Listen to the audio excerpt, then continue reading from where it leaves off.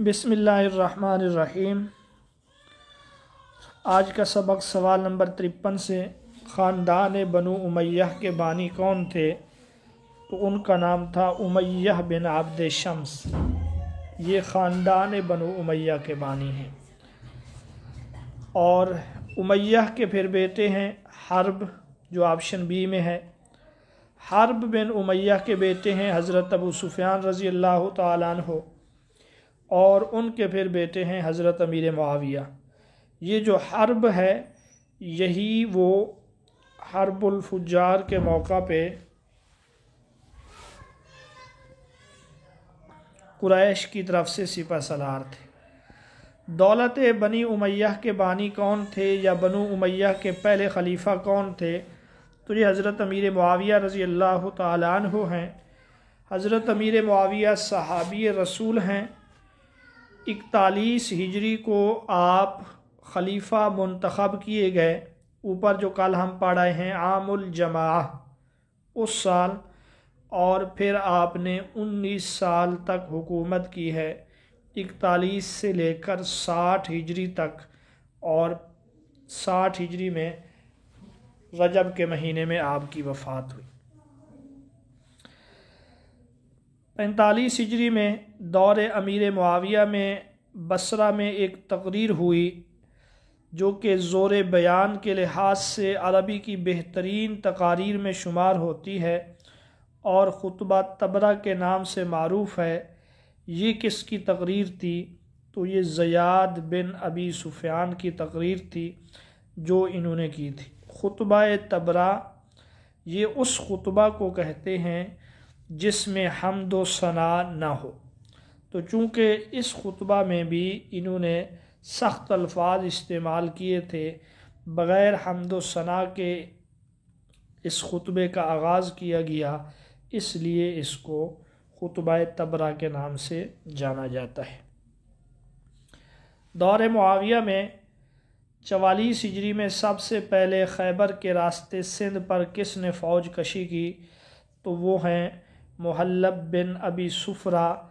یہ وہ شخص ہیں جو ساری زندگی خوارج کے خلاف جنگوں میں مصروف رہے، اور خوارج کو شکست دینے میں ان کا نمایاں کردار ہے۔ دور امیر معاویہ میں قسطنطنیہ پر حملہ کب ہوا؟ تو یہ 49 ہجری ہے۔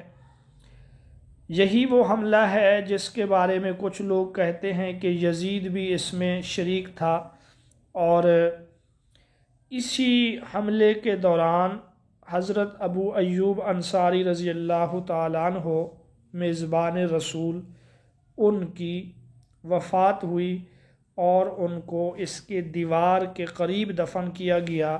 موجودہ جو اس کا نام ہے وہ استنبول ہے۔ باقی اس کے جو فاتح ہیں وہ سلطان محمد فاتح ہیں، سلطنت عثمانیہ کے خلیفہ، اور اس کو فتح کیا گیا ہے۔ یہ سال ہے 553 ہجری۔ حضرت امیر معاویہ کی وفات کب ہوئی ہے؟ تو آپ کی وفات 60 ہجری کو ہوئی۔ حضرت امیر معاویہ کو یزید کی ولی عہدی کی تجویز کس نے پیش کی تھی؟ تو جواب ہے حضرت مغیرہ بن شعبہ رضی اللہ تعالیٰ عنہ۔ انہوں نے یہ کہا تھا کہ آپ جو ہیں اپنے بعد کسی کو ولی عہد نامزد کر کے جائیں، تاکہ بعد میں کسی قسم کا کوئی جھگڑا نہ ہو۔ سوال نمبر 460 ہے، مسلم بن عقیل کا حضرت حسین سے کیا رشتہ تھا؟ تو یہ حضرت حسین رضی اللہ تعالی عنہ کے چچا زاد بھائی تھے۔ حضرت مسلم بن عقیل رحمۃ اللہ علیہ کو آپ نے اپنا نائب یا قاصد بنا کر کوفہ میں بھیجا تھا، اور جب یہ وہاں پہنچے لوگوں نے آپ کے ہاتھ پہ بیعت بھی کی، لیکن بعد میں وہ لوگ بھاگ گئے، جس کی وجہ سے آپ تنہا رہ گئے۔ واقعہ کربلا کب پیش آیا؟ تو یہ 10 محرم 61 ہجری ہے۔ اہم سوالات میں سے ہے یہ۔ اور عیسوی لحاظ سے یہ 680 عیسوی ہے۔ معرکہ کربلا میں لشکر حسینی کے کتنے افراد شہید ہوئے؟ تو 72 افراد تھے۔ لشکر حسینی میں زندہ بچ جانے والے جو ہیں ان کا نام ہے علی بن حسین المعروف زین العابدین۔ آپ کو جو ہے آپ بیمار تھے، اس وجہ سے آپ کو چھوڑ دیا گیا۔ زین العابدین رحمۃ اللہ علیہ کو عابد بیمار بھی کہا جاتا ہے، عابد بیمار، چونکہ آپ کربلا میں کوفیوں کو دیکھ چکے تھے، تو اس کے بعد آپ ان تمام لڑائیوں سے جھگڑوں سے الگ تھلگ رہے، عبادت ہی میں آپ وقت گزارتے تھے، اس لیے آپ کو عابد بیمار کہا جاتا ہے۔ سوال نمبر 464 ہے، معرکہ کربلا کے بعد قافلہ حسینی کے باقی ماندہ افراد سے یزید کا کیا سلوک رہا؟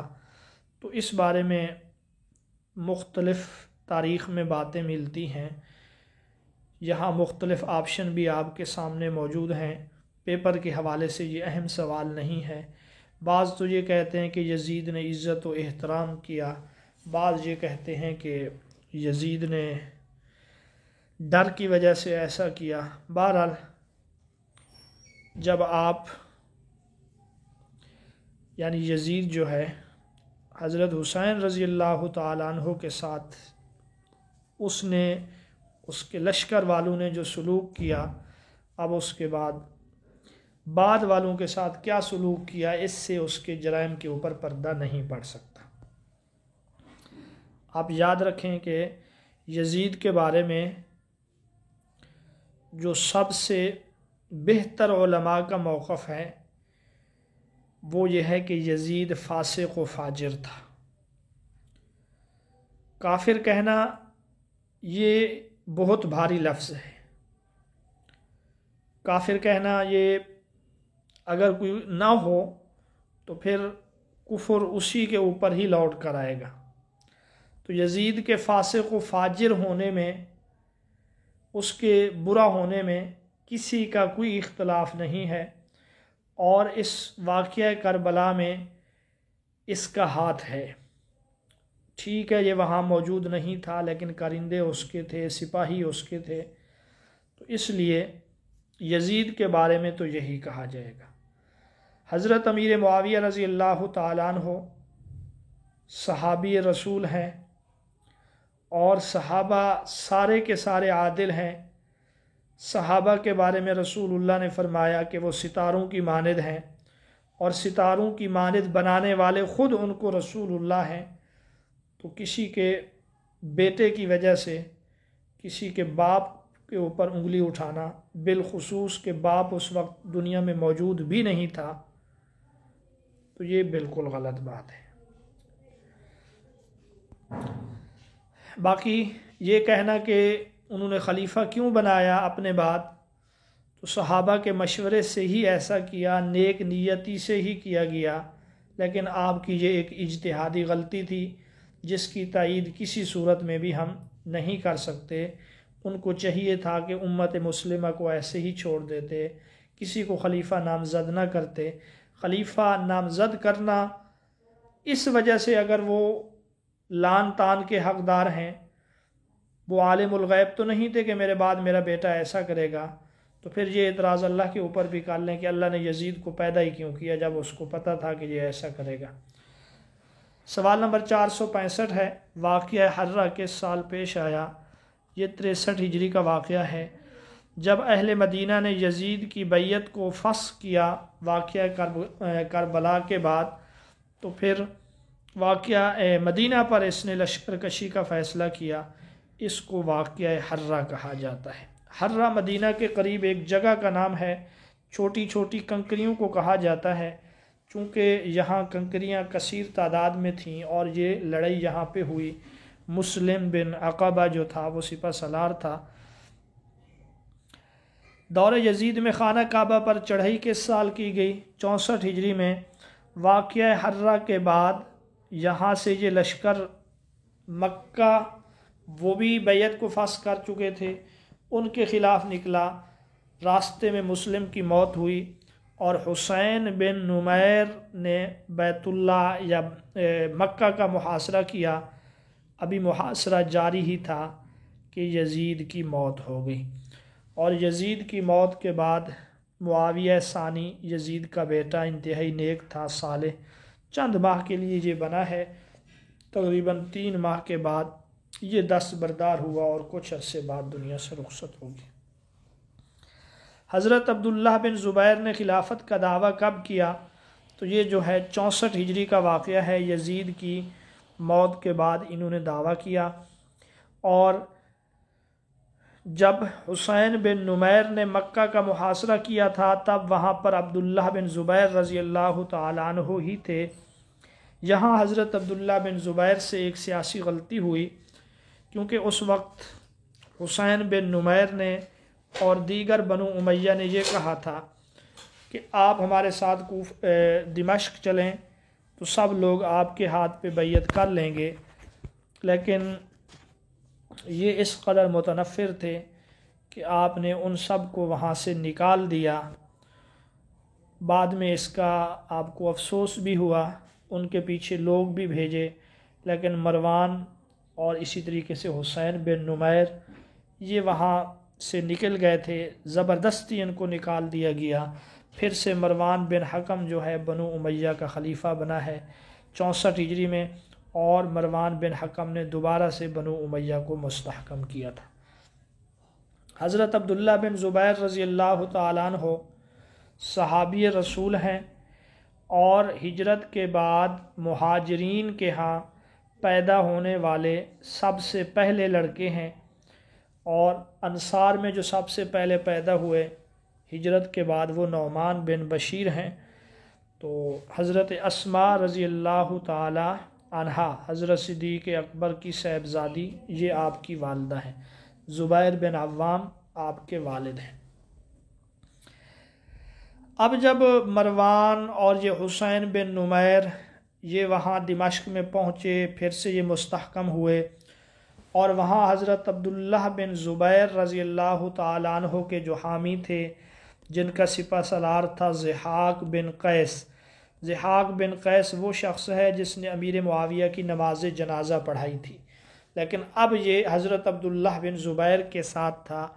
تو ایک جگہ ہے مرج راہط، یہاں پر ان کی لڑائی ہوئی، ضحاک بن قیس کو شکست ہوئی اور یہ بھی یہاں پہ مارا گیا، اور پھر سے بنو امیہ کے مروان خلیفہ بنے ہیں۔ مروان تقریباً کوئی 9 ماہ تک خلیفہ رہا ہے۔ اس نے کیا یہ، یزید کی جو بیوہ تھی خالد بن یزید کی ماں، اس سے شادی کر لی اس نے، اور پھر اس کی ماں کے بارے میں کچھ نازیبا الفاظ بھی کہے۔ تو خالد نے اپنی ماں کو ملا کر اس کا کام تمام کر دیا۔ کہا جاتا ہے کہ زہر دینے سے یا رات کو یہ سویا ہوا تھا، گلا گھونٹ کر اس کو مار دیا گیا۔ لیکن مروان نے ایک کام یہ کیا، مروان نے خالد بن یزید کی بجائے اپنے بیٹے عبد الملک بن مروان کو ولی عہد نامزد کر لیا تھا۔ مروان اس وقت بنو امیہ میں سب سے عمر رسیدہ اور تجربہ کار تھا، اور خالد تھا چھوٹا۔ تو طے یہ ہوا کہ مروان کے بعد خالد خلیفہ بنے گا، خالد کے بعد سعید بن عاص خلیفہ بنے گا، لیکن انہوں نے ان کو ختم کر کے اپنے بیٹے کے لیے ولی عہد کا لوگوں سے اقرار کروا لیا۔ یہ بھی رنج تھا، اور ساتھ میں اس کی ماں کو بھی برا بھلا کہا۔ تو 9 ماہ کے یا 11 ماہ اس کے بعد اس کو قتل کر دیا گیا۔ خالد بن یزید، یہ وہی خالد بن یزید ہے جس کو مسلم تاریخ میں پہلا کیمیا دان سمجھا جاتا ہے۔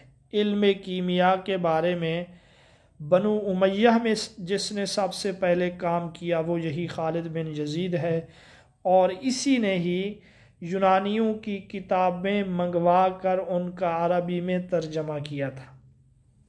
پھر بعد میں جو مشہور ہوا نا علم کیمیا میں، جس کو کیمیا کا باپ بھی کہا جاتا ہے، وہ جابر بن حیان ہے۔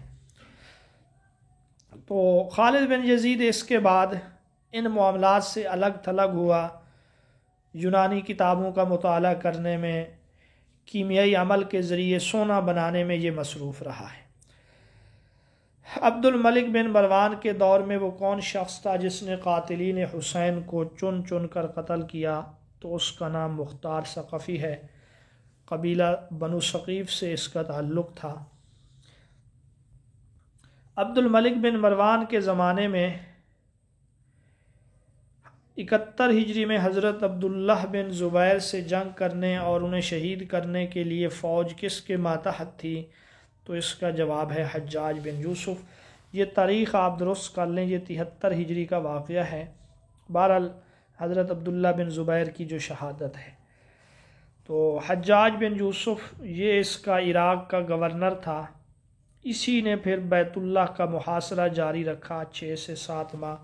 اس قدر شدید محاصرہ تھا کہ حضرت عبداللہ بن زبیر کے کچھ بیٹے بھی ان کے ساتھ یعنی حجاج کے ساتھ مل گئے، پھر آخر میں آپ کی شہادت ہوئی ہے۔ افریقہ کی فتح کس اموی خلیفہ کے عہد کا کارنامہ ہے؟ تو یہ عبد الملک بن مروان کے زمانے میں ہوا۔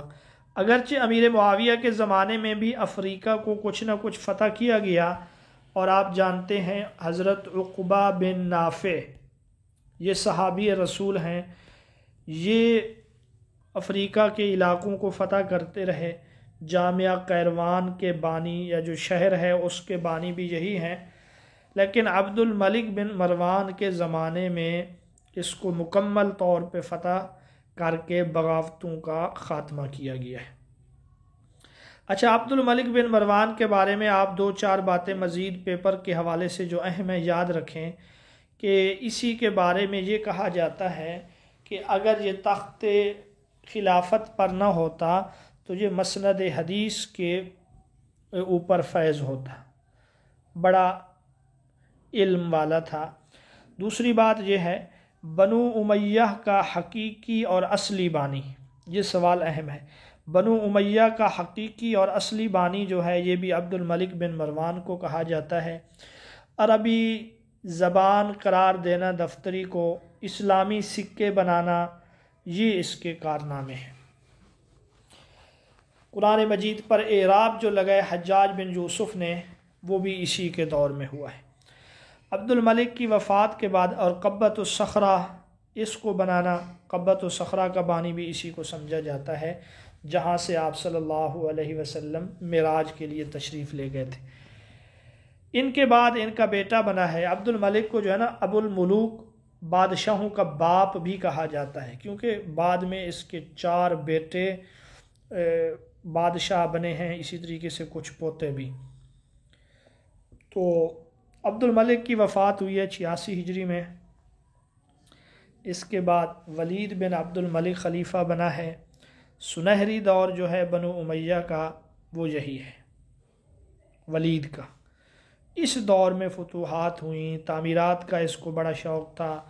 مثلا فاتح سندھ محمد بن قاسم، فاتح سمرقند بخارا، فاتح وسط ایشیا قطیبہ بن مسلم، فاتح اسپین پرتگال یہ طارق بن زیاد ہے، یہ سب ولید بن عبد الملک کے دور حکومت سے تعلق رکھنے والے تھے۔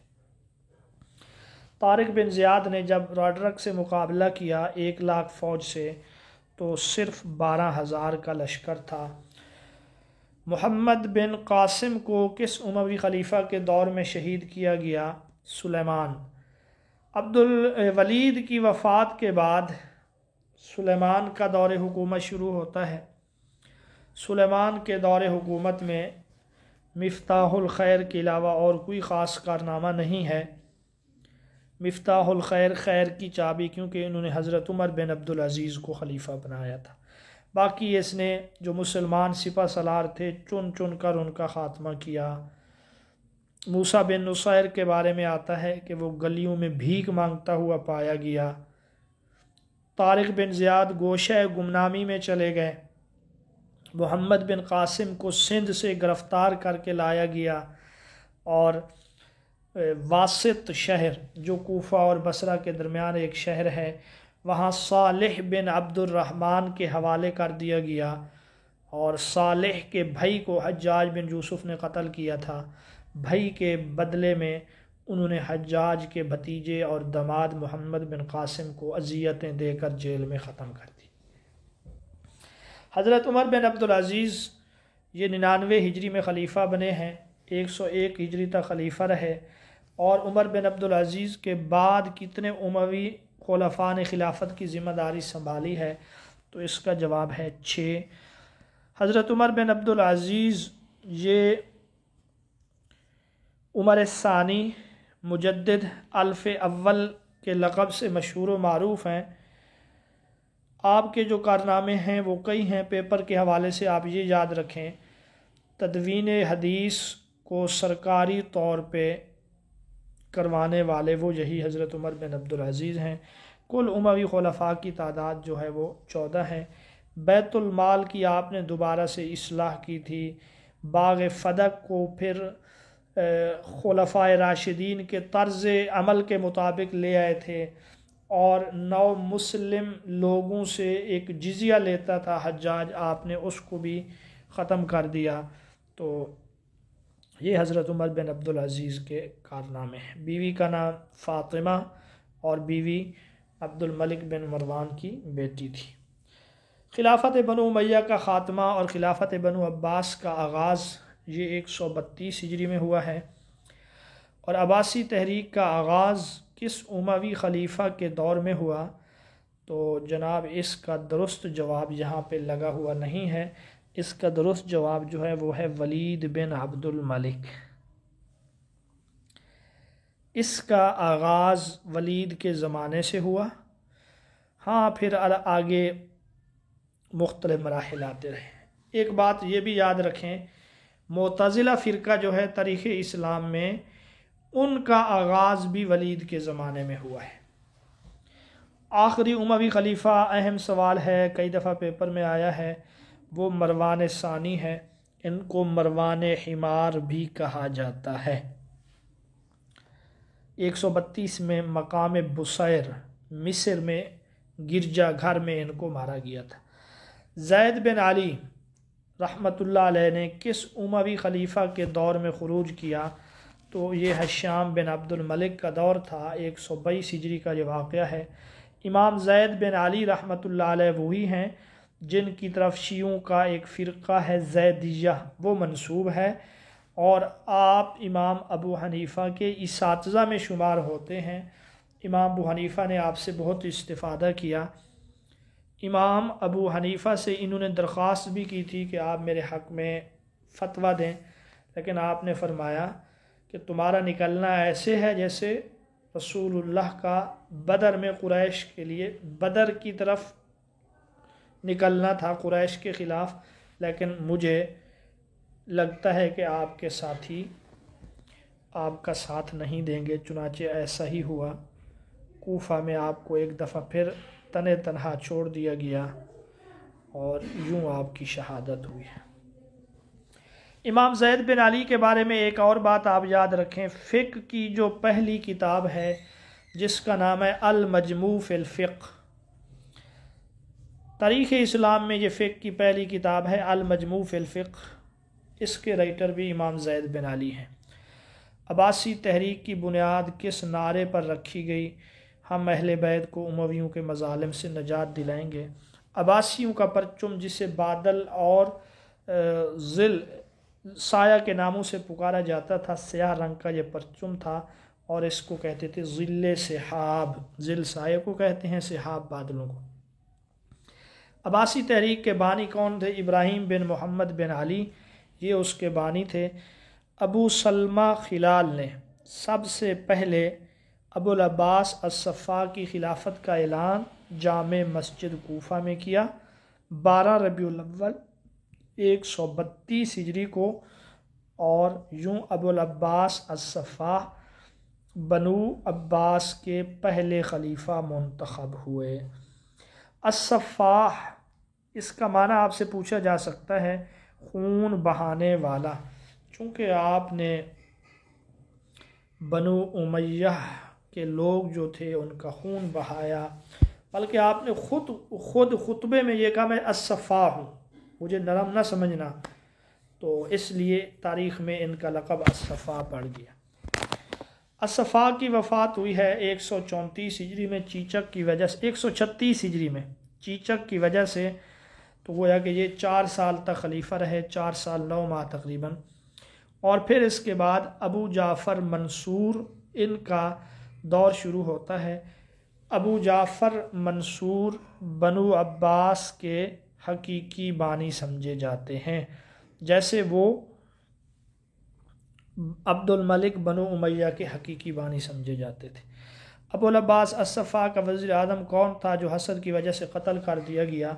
تو یہ تاریخ اسلام کے پہلے وزیر اعظم بھی ہیں، وہ ابو سلمہ خلال ہیں۔ تو ان کی آپ دیکھیں کہ انہوں نے اپنے وزیر اعظم کو بھی معاف نہیں کیا، کیونکہ ابھی ہم نے پیچھے پڑھا ہے ان کا نعرہ یہ تھا عباسیوں کا، ہم اہل بیت کے لیے ایسا کر رہے ہیں،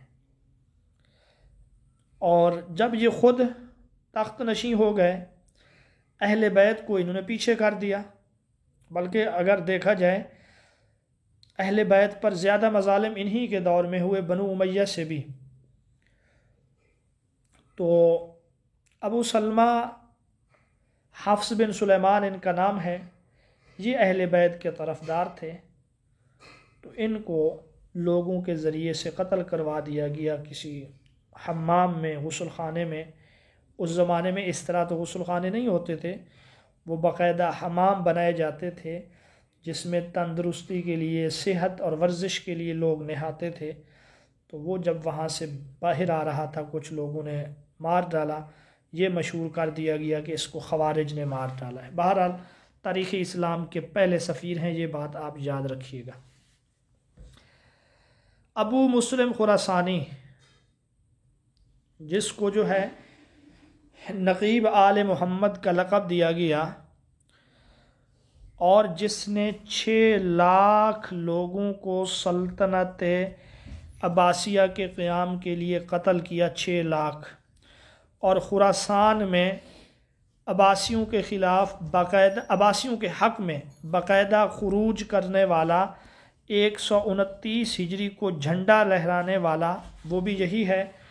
ابراہیم بن عثمان اس کا نام تھا، لیکن عباسیوں نے اس سے بھی وفا نہ کی، ابو جعفر منصور نے اس کا بھی کام تمام کیا۔ اس کے خطرات بڑھتے جا رہے تھے، یہ بھی فارسیوں نسل تھا، تو ہیلے بہانے سے بلا کر ابو جعفر منصور نے پہلے سے لوگ بٹھائے ہوئے تھے جنہوں نے اس کا کام تمام کیا۔ النفس الزکیہ، محمد بن عبداللہ ان کا نام ہے، انہوں نے ابو جعفر منصور کے خلاف خروج کیا۔ نفس زکیہ اور نفس رضیہ، یہ 2 بھائی تھے، محمد بن عبداللہ اور ابراہیم بن عبداللہ، اہل بیت سے تھے۔ عباسیوں نے ان سے یہ عہد کیا تھا کہ ہم آپ کو ہی خلافت دیں گے۔ خود ایک مجلس میں ابو جعفر منصور بھی ان کے ہاتھ پہ بیعت کر چکا تھا سلطنت کے قیام سے پہلے، لیکن جب یہ خلیفہ بن گئے تو نفس زکیہ نے اور نفس رضیہ نے خط و کتابت کی ان سے کہ یہ ہمارا حق ہے، ہمیں دیا جائے۔ تاریخ میں یہ دلچسپ خط، آپ اس کا مطالعہ کریں، انٹرویو میں بھی پوچھا جا سکتا ہے، بڑے عجیب و غریب الفاظ لکھے گئے ہیں۔ تفاخر ہے کہ تم، ابو جعفر منصور کو انہوں نے طعنہ دیا کہ لونڈی کی بیٹی ہو، کیونکہ اس کی والدہ لونڈی تھی۔ ابو جعفر منصور نے کہا کہ تم وہ ہو، تمہارا باپ کافر تھا، ان کی طرف اشارہ کیا، حضرت ابو طالب کی طرف۔ بہرحال بڑی باتیں ہوئی تھیں۔ تو نفس زکیہ نے 145 ہجری میں خروج کیا مدینہ میں، اور مدینہ میں آپ نے خندقیں بھی کھدوائیں اسی مقام پر جہاں غزوہ خندق میں خندق کھودی گئی، لیکن پھر بھی آپ شہید کر دیے گئے۔ بغداد کی تعمیر، سوال نمبر 998 پہ آ جائیں۔ بغداد کی تعمیر اور اسے دارالحکومت بنانا، یہ ابو جعفر منصور کا کارنامہ ہے۔ 141 ہجری میں اس نے ایسا کیا، بغداد کی تعمیر، اور 149 ہجری میں تقریباً یہ کام مکمل ہوا ہے، اور پھر بغداد اپنے زمانے میں عروس البلاد کہلوایا، شہروں کی دلہن۔ محمد بن ابو جعفر المنصور المعروف خلیفہ مہدی کب تخت نشین ہوا؟ 158 ہجری۔ 158 ہجری کو ابو جعفر منصور حج کے لیے روانہ ہوا، اور اس کے مظالم بہت زیادہ مشہور و معروف ہو چکے تھے۔ اس نے یہ حکم جاری کیا کہ ہمارے مکہ پہنچنے سے پہلے پہلے حضرت سفیان ثوری کو گرفتار کروا لیا جائے، کیونکہ آپ ان کے خلاف تھے۔ تو حضرت سفیان ثوری کے جو متبعین مریدین تھے وہ بڑے پریشان ہوئے، تو آپ نے کہا کہ ہم تک نہیں پہنچ سکے گا۔ چنانچہ مکہ کے قریب ہی تھا، یہ مر گیا، اور پھر اس کی 100 قبریں بنائی گئیں۔ 100 قبریں، اس لیے کہ بنو عباس نے بنو امیہ کی قبریں اکھاڑ دی تھیں، سوائے حضرت عمر بن عبدالعزیز کے، جن میں سے خلیفہ حشام کا جسم صحیح سالم نکلا تھا، اس کو لٹکایا گیا، کوڑے مارے گئے، جلایا گیا، تو یہی خطرہ ان کو بھی تھا، تو اس کی 100 قبریں تیار کی گئیں۔ پھر اس کا بیٹا تخت نشین ہوا جس کا نام تھا مہدی، 158 ہجری کو۔ ابو جعفر منصور کے بارے میں آپ ایک دو باتیں مزید یاد رکھیں۔ اس نے جو ہے 22 سے 23 سال تک حکومت کی ہے، اور یہ بڑا کنجوس تھا، خزانے کو اس نے بھر دیا تھا کنجوسی کی وجہ سے، یعنی بے مقصد خرچ نہیں کرتا تھا۔ امام ابو حنیفہ رحمۃ اللہ علیہ کو جیل میں ڈلوانے والا بھی یہی تھا، اور امام ابو حنیفہ کی وفات جیل میں ہوئی۔ امام مالک سے اس کے اچھے تعلقات تھے، امام مالک سے موطا لکھنے کی درخواست بھی انہوں نے کی تھی، اور موطا امام مالک کو عباسیوں کا سرکاری مذہب قرار دینے کا اس نے فیصلہ کیا تھا، لیکن امام مالک نے ایسا کرنے سے منع کیا کہ لوگوں کو ایک کتاب پر پابند نہیں کیا جا سکتا۔ اور اس کے زمانے میں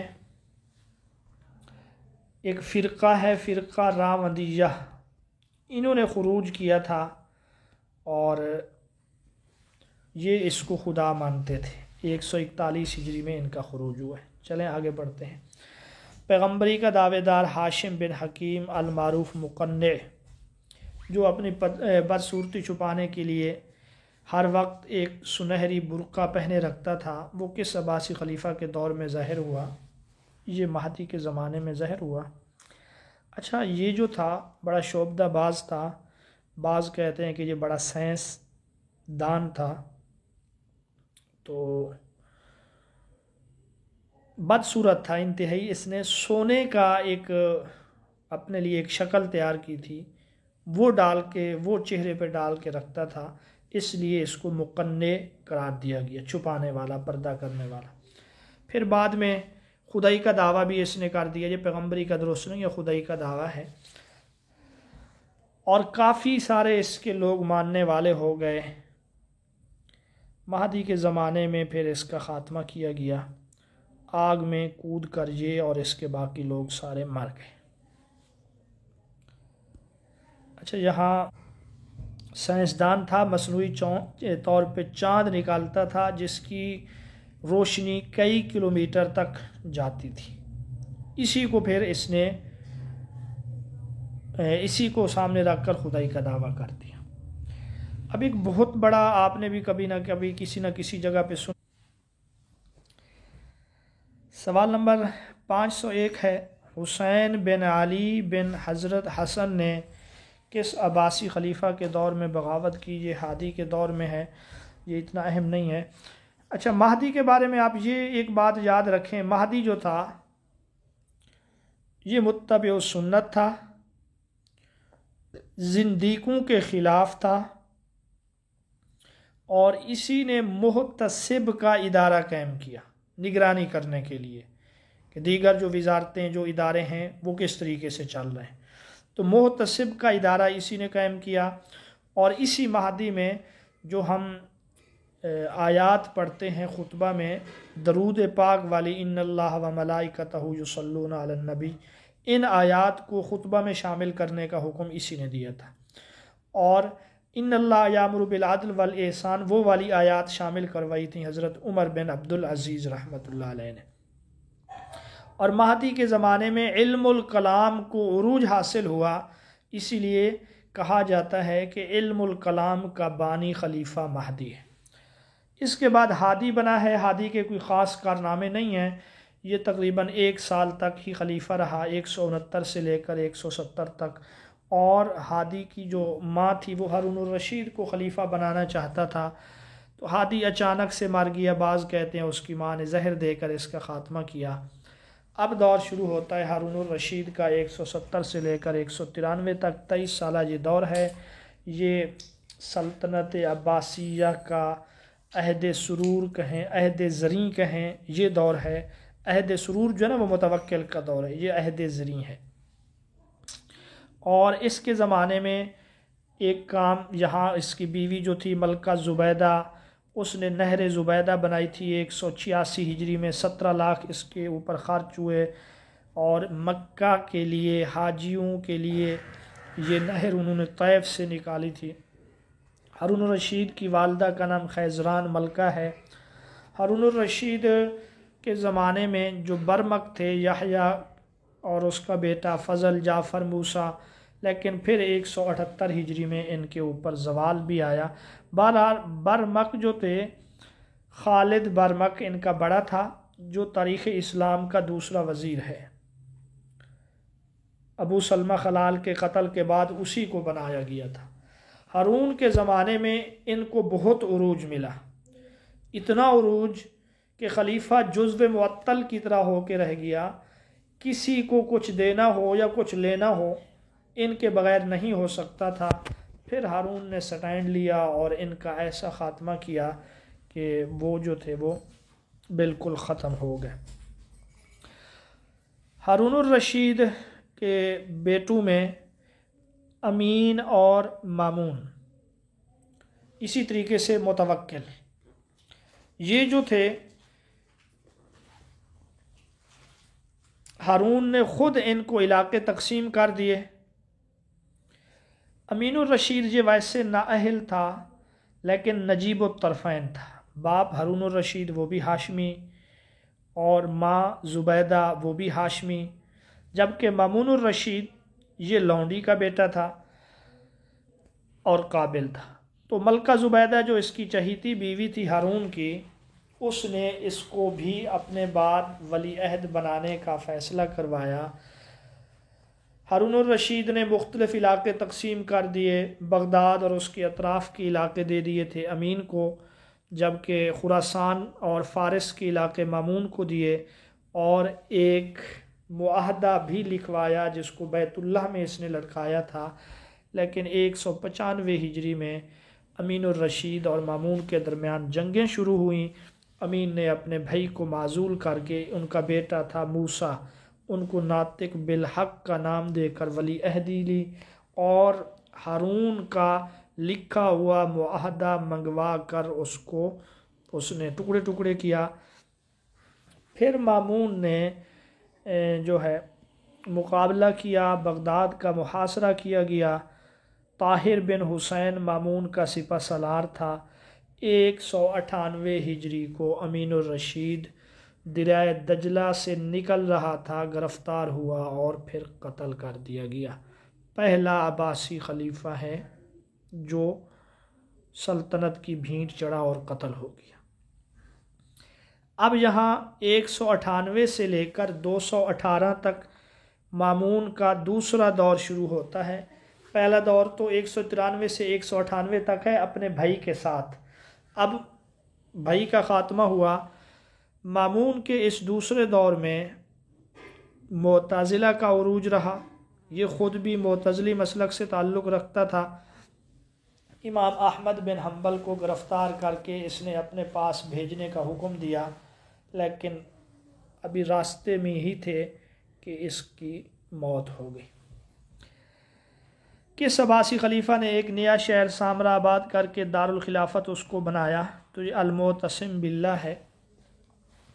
یہ لفظ سامرا جو ہے یہ مخفف ہے سرّ من رآ سے، سرّ خوش ہوا جس نے اس کو دیکھا، شہر کا نام یہ رکھا گیا کہ جس نے اس شہر کو دیکھا وہ خوش ہوا، لیکن پھر کثرت استعمال سے سرّ من رآ سے سامرا بنا اور کچھ عرصہ کے لیے معتصم یہاں پہ رہا۔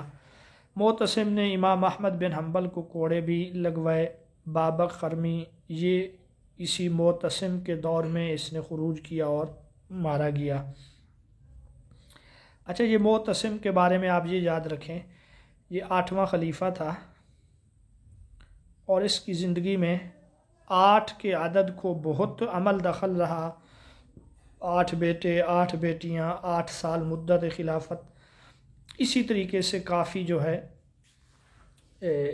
اس کی زندگی میں کسی نہ کسی جگہ پہ 8 کا عمل دخل آتا ہے، اس کو خلیفہ مسمن کہا جاتا ہے، 8واں خلیفہ۔ تو بہرحال اس کے بعد جو تھا معتصم کے بعد واسق بنا ہے۔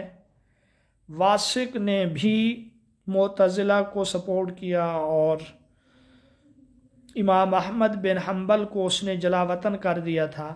پھر جب متوکل علی اللہ کا دور آیا، متوکل نے امام احمد بن حنبل کو آزاد کیا اور ان کا لقب پڑ گیا محیی السنہ، سنت کو زندہ رکھنے والے۔ تو ان کا امام متوکل کا یہ لقب پڑا ہے۔ وہ کون سا عباسی خلیفہ تھا جو حضرت علی اور ان کی اولاد سے سخت بغض رکھتا تھا اور اس نے حضرت حسین کی قبر کو زمین کے برابر کر کے اس پر پانی کی نہر بہا دی؟ تو اس کا جواب المتوکل ہے۔ یہ بات یہاں پر اگرچہ اسی طرح ہے، لیکن اس کی وجہ صرف اور صرف یہ ایک تو حضرت حسین کی قبر معلوم نہیں تھی، جیسا کہ آپ نے واقعہ کربلا میں پڑھا سنا ہوگا کہ بعد میں لوگوں نے ان کو دفن کیا، اور دوسرا یہ کہ وہاں پہ شرک اور خرافات یہ چیزیں ہو رہی تھیں، تو آپ نے ان کا خاتمہ کیا۔ عباسی خلیفہ متوکل اللہ کے مظالم سے تنگ آ کر اس کے بیٹے نے اسے قتل کروا دیا منتصر باللہ۔ تو اصل میں یہ ترکوں کے بھی خلاف ہو گیا، ترک دخیل ہو چکے تھے سلطنت میں، تو ترکوں نے اس کو بھی قتل کروا دیا۔ مصر میں فاطمی حکومت، عبید اللہ المہدی فاطمی حکومت کا بانی ہے۔ یہ مقتدر باللہ کے زمانے میں مصر میں ان کی حکومت قائم ہوئی۔ یہ شیعہ تھے، ان کی حکومت قائم ہوئی۔ فاطمیوں کے بھی 14 حکمران تھے، جیسا کہ بنو امیہ کے 14 تھے۔ کس عباسی خلیفہ کے دور میں آل بویہ کو عروج حاصل ہوا؟ تو یہ مستقفی باللہ ہے۔ بہرحال یہ اب یہاں سے آگے جو سوالات شروع ہو رہے ہیں یہ کوئی اس قسم کے اہم سوالات نہیں ہیں۔ ہاں، سوال نمبر 526 آپ دیکھیں، آخری جو عباسی خلیفہ ہے اس کا نام مستعصم باللہ ہے۔ آخری عباسی خلیفہ مستعصم باللہ ہے، اور یہ سقوط بغداد جو ہے یہ محرم 656 ہجری کا واقعہ ہے۔ 1258 عیسوی کو ہلاکو خان کے ہاتھوں بغداد کا خاتمہ ہوا، اور ہلاکو خان کا جو وزیر تھا وہ نصیر الدین طوسی، جبکہ مستعصم باللہ کا جو وزیر تھا وہ ابن علقمی تھا۔ دونوں شیعہ تھے اور انہوں نے مل کر سلطنت عباسیہ کا خاتمہ کیا۔ یوں اپنے مطابق وہ اہل بیت کا بدلہ لینے میں کامیاب ہو گئے ہیں، لیکن 16 لاکھ لوگ مارے گئے، اور کہا جاتا ہے کہ دریا دجلہ کا پانی سرخ ہوا تھا خون کی وجہ سے۔ پھر جب کتابیں جلائی گئیں، بہائی گئیں، تو پل بن گیا تھا اور اس کا پانی سیاہ ہو گیا۔ عباسیوں کے جو کل خلفاء ہیں وہ 37 ہیں۔ پہلا ابو العباس الصفا ہے، آخری مستعصم باللہ ہے۔ پھر علامتی طور پہ جو تھے نا، عباسیوں کو کچھ خلیفہ بنایا گیا مصر میں، لیکن وہ علامتی خلفاء تھے، ان کا کوئی اعتبار نہیں ہے۔ جواب آپ کے پیپر میں سوال آ جائے تو جواب اس کا 37 ہی ہے۔ خوارج کے بارے میں پھر سوال انہوں نے پوچھا ہے 531 میں۔ حضرت علی اور امیر معاویہ دونوں کے مخالف تھے، ان کو کافر کہتے تھے۔ خوارج کا بنیادی نعرہ جو تھا لا حکم الا اللہ، ان الحکم الا للہ، یہ جو قرآن مجید کی آیت ہے یہ ان کا نعرہ تھا۔ ان الحکم یعنی حمزہ کے نیچے زیر ہے، ان الحکم الا للہ، کہ حکم تو صرف اللہ ہی ہے، فیصلہ تو اللہ کا ہے، اس کے علاوہ کسی کا نہیں ہے۔ سوال نمبر 533 ہے، ائمہ سے متعلق شیعہ کا کیا نظریہ ہے؟ شیعہ جو ہے نا اپنے اماموں کو معصوم سمجھتے ہیں، یہی وجہ ہے کہ یہ اسی اجماع کو مانتے ہیں جس میں ان کے امام شامل ہوں، یہ اسی حدیث کو لیتے ہیں جو اہل بیت اور ان کے امام سے ہو، کسی اور کو نہیں لیتے۔ شیعہ کا وہ کون سا فرقہ ہے جو سب سے معتدل اور اہل سنت کے قریب ترین ہے؟ تو یہ زیدیہ ہے، اوپر ہم نے ان کا تذکرہ کیا، امام زید بن علی کی طرف یہ فرقہ منسوب ہے، اور یہ معتدل ہیں، یمن میں آج کل یہی موجود ہیں۔ شیعہ کس کو حضرت حضور صلی اللہ علیہ وسلم کا وصی قرار دیتے ہیں؟ وہ حضرت علی کو، کہ ہر نبی کا ایک وصی ہوتا ہے، اور رسول اللہ کے جو وصی ہیں وہ حضرت علی ہیں۔ شیعوں کا ایک فرقہ ہے امامیہ، چونکہ یہ 12 اماموں کو مانتے ہیں اس لیے ان کو امامیہ کہا جاتا ہے، تو 12 امام ان کے نزدیک معتبر ہیں۔ اب آخری امام جو ہے وہ امام منتظر ہے، جس کا انتظار کیا جا رہا ہے، امام غیب ہے فی الحال۔ شیعہ فرقہ زیدیہ، امام زید کس کے بیٹے تھے؟ تو یہ بیٹے تھے امام زین العابدین رحمۃ اللہ علیہ کے۔ شیعہ فرقہ اسماعیلیہ کے امام اسماعیل کس کے بیٹے تھے؟ امام جعفر صادق۔ اچھا، شیعوں کے یہ جو فرقے ہیں یہ امام جعفر صادق رحمۃ اللہ علیہ تک تو متفق ہیں۔ امام جعفر صادق رحمۃ اللہ علیہ کے بعد ان کے امام کون بنے، اس میں وہ اختلاف کرتے ہیں۔ امام جعفر صادق رحمۃ اللہ علیہ کا ایک بیٹا تھا امام اسماعیل، تو فرقہ اسماعیلیہ کے نزدیک آپ کے بعد جو امام ہیں وہ امام اسماعیل ہیں، جبکہ دوسرے جو ہیں اثنا عشریہ، ان کے نزدیک، یا جو امامیہ فرقہ ہے ان کے نزدیک امام جعفر صادق کے بعد ان کے بیٹے بنے ہیں امام موسیٰ کاظم رحمۃ اللہ علیہ۔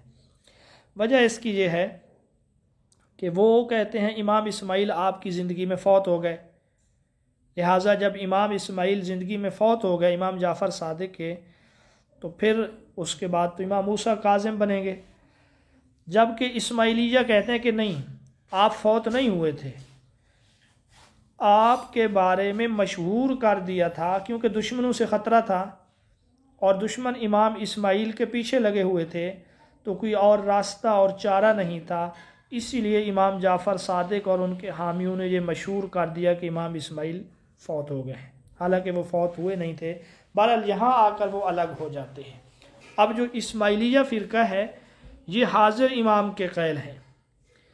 اب ان کا جو امام ہے 49واں، وہ دی پرنس آغا کریم خان ہے، جبکہ جو دوسرے ہیں وہ صرف 12 اماموں کے قائل ہیں۔ شیعہ کے کس فرقہ کو باطنیہ بھی کہا جاتا ہے؟ اسماعیلیہ۔ یہ اسماعیلیہ جو ہیں ادھر گلگت بلتستان میں اس طرف آباد ہیں، بڑے ترقی یافتہ ہیں، اور انتہائی یہ لوگ اخلاق والے بھی ہیں، ظاہری طور پہ مہمان نواز بھی ہیں، جنگ و جدال ان چیزوں سے دور ہیں۔ شیعہ کے کس فرقے نے صلیبی جنگوں میں مسلمانوں کے خلاف صلیبیوں کا بھرپور ساتھ دیا؟ بہرحال یہ حشیشین ہیں، اصل میں یہ باطنی ہی ہیں، جن کا بانی جو تھا وہ حسن بن صباح تھا، باطنی فرقے کا بانی۔ حشیشین کہتے ہیں بھنگ کو، تو یہ اپنے جو مریدین تھے ان کو بھنگ پلا کر مصنوعی جنت میں پھینکوا دیتے، وہاں لڑکیاں اور دیگر چیزیں تھیں، اور اس طریقے سے ان کو لالچ دیتے، اور پھر بھنگ کے ذریعے ان کو جنت سے نکال دیا جاتا کہ یہ کہہ کر کہ تم نے دیکھ تو لیا جنت ملے گی بعد میں۔ تو اس طریقے سے یہ مسلمانوں کو بے دردی سے قتل کرتے رہے اور اس خفیہ طریقے سے کرتے تھے کہ کسی کو پتہ بھی نہیں چلتا تھا۔ شیعوں کا عقیدہ ہے تقیہ، اس کا مطلب ہے اپنے عقیدے کو چھپائے رکھنا۔ تقیہ کا مطلب چھپانا۔ شیعہ کہتے ہیں حالات اور اسی طریقے سے موقع کے مناسبت سے خلاف واقعہ بات کرنا، یہ تقیہ ہے، یہ درست ہے ان کے نزدیک۔ فرقہ معتزلہ کا بانی واصل بن عطا تھا، حضرت حسن بصری کا شاگرد تھا۔ معتزلہ کا جو مشہور عقیدہ ہے قرآن اللہ کا کلام نہیں بلکہ قرآن مخلوق ہے، اسی پر امام احمد بن حنبل کو تکلیفیں دی گئیں اور امام احمد بن حنبل کا جو ہے نام پڑ گیا، لقب پڑ گیا امام عزیمت۔ اسماعیلیہ کے پہلے مستور امام جو تھے وہ محمد مکتوم تھے۔ اچھا، شیعہ کے معتزلہ کے 5 اصول ہیں، یہ آپ نے یاد رکھنا ہے، جن میں سے ایک المنزلہ بین المنزلتین ہے، یہ بھی آپ یاد رکھیں کہ گناہ کبیرہ کرنے والا نہ مومن رہتا ہے نہ کافر ہوتا ہے۔ اسماعیلیہ کے موجودہ امام کریم آغا خان ہیں۔ اہل سنت کا عقائد میں جو فرقہ ہے اشاعرہ، اس کے بانی ابو الحسن اشعری رحمۃ اللہ علیہ ہیں، اور یہ پہلے معتزلی تھے، 40 سال تک پھر اہل سنت مسلک کی طرف آئے۔ اور اہل سنت کا جو دوسرا طبقہ ہے عقائد میں، ان کو ماتریدیہ کہا جاتا ہے۔ ماتریدیہ یہ ابو منصور ماتریدی کے ماننے والے ہیں۔ اشاعرہ کو زیادہ تر مانتے ہیں شوافع، مالکی اور حنابلہ، جبکہ ماتریدیہ کو ماننے والے جو ہیں احناف ہیں۔ تو یہ کچھ سوالات تھے۔ اس سے آگے جو سوالات ہیں یہ بر صغیر کے بارے میں ہیں۔ بر صغیر کے عام طور پہ آپ کے پیپر میں بہت کم ہی سوال پوچھے جائیں گے، لیکن آپ ایک دفعہ ان کا لازمی مطالعہ کر لیں۔ چلیں کچھ سوال جو ہے نا ہم یہاں پر بھی ڈسکس کر لیتے ہیں، پھر اس کے بعد دیکھیں گے۔ چنانچہ اب جو سوال ہے کہ بر صغیر پاک و ہند میں اسلام کا آغاز کہتے ہیں کہ حضرت مغیرہ کے حملے سے ہوا۔ حضرت عمر کے زمانے میں مسلمان مکران تک پہنچے تھے، جو بلوچستان کا ایک علاقہ ہے کیچ۔ پھر باقاعدہ طور پہ جب حملہ ہوا 712 عیسوی میں محمد بن قاسم، جن کو فاتح سندھ کہا جاتا ہے، اور سندھ کو آپ جانتے ہیں باب الاسلام بھی کہا جاتا ہے، وادی مہران بھی۔ پھر محمود غزنوی نے حملے کیے ہیں افغانستان کی طرف سے، اور اس نے 17 حملے کیے۔ ملتان پر یہ حملہ ہے 1010 عیسوی کو، اور سندھ کی فتح کی تکمیل 1025 ہے۔ محمود غزنوی نے لاہور کے جس راجہ کو شکست دی وہ اند پال ہے، اور محمود غزنوی نے یہاں لاہور میں ملک ایاز جو ان کا وزیر تھا ان کو پہلا گورنر بنایا تھا۔ محمود غزنوی کا حملہ جو سب سے زیادہ مشہور ہے وہ سومنات کا حملہ ہے، مندر کو ختم کیا۔ یہ 1025 ہے، ویسے 1026 کا قول بھی بعض کتابوں میں ہے، چونکہ یہاں پر آپشن نہیں ہے۔ تو سومنات کے اس حملے میں اس نے اس کو فتح کیا، اور انہوں نے کل بر صغیر پر 17 حملے کیے تھے، یہ بھی آپ جانتے ہیں۔ غزنوی دور حکومت کے بعد یہاں پر غوری دور حکومت کا آغاز ہوتا ہے۔ شہاب الدین غوری نے 1191 عیسوی اور 92 میں ان کو شکست دی تھی، پرتوی راج کو، اور پھر یہ واپسی میں جہلم کے قریب شہید کیا گیا۔ اس کے بعد دور شروع ہوتا ہے خاندان غلامہ، جن کو خاندان ملوک بھی کہا جاتا ہے۔ غلام تھے یہ۔ قطب الدین ایبک اس خاندان کے بانی تھے، اور انہوں نے دہلی کو دارالحکومت بنایا۔ پھر اس خاندان میں بہت سارے لوگ آئے، مثلاً رضیہ سلطانہ ہے، شمس الدین ہے، ناصر الدین محمود ہے۔ 1241 میں مغلوں کا سیلاب سب سے پہلے کس بادشاہ کے عہد میں لاہور تک پہنچا؟ تو یہ بحرام تھا اس کے دور میں۔ خاندان غلامہ کا جو آخری بادشاہ ہے وہ معز الدین کے ایک بعد ہے، پھر اس کے بعد خلجی یا خلجی خاندان کے یہ شروع ہوئے، فیروز شاہ خلجی ہیں، پھر اس کے بعد ملک کافور آیا ہے، پھر خسرو خاندان نے ان کا خاتمہ کیا، خسرو خان نے خلجی خاندان کا خاتمہ کیا، پھر تغلق خاندان کا دور حکومت ہے، اس میں غیاث الدین تغلق یہ پہلے حکمران تھے، اور ان کے بعد جو دور حکومت ہے وہ سادات خاندان ہے۔ یہ حقیقی سید نہیں تھے، یہ غلام تھے، ان کا آقا ان کو سید کہتا تھا، اس وجہ سے یہ سادات ہی مشہور ہو گئے، سید خضر خان۔ پھر لودھی خاندان میں مشہور جو ہیں وہ بہلول لودھی ہے، اور پانی پت کے میدان میں شکست ہوئی ہے جو آخری لودھی خاندان کا تھا، ابراہیم لودھی۔ یہاں سے پھر سلطنت مغلیہ کا دور شروع ہوتا ہے۔ مغلیہ میں بابر تھا، بابر کی وفات کے بعد ہمایوں ہے، ہمایوں کو شیر شاہ سوری نے شکست دی تھی، پھر یہ ایران چلا گیا۔ عمر کوٹ میں تھا جب اکبر بادشاہ پیدا ہوا، اکبر بادشاہ کو جو ہے مغلیہ سلطنت کا حقیقی بانی تسلیم کیا جاتا ہے۔ پھر ہمایوں دوبارہ آیا اور یہاں پہ اس نے حکومت کی ہے، اور سکندر سوری سے اس نے حکومت واپس لی۔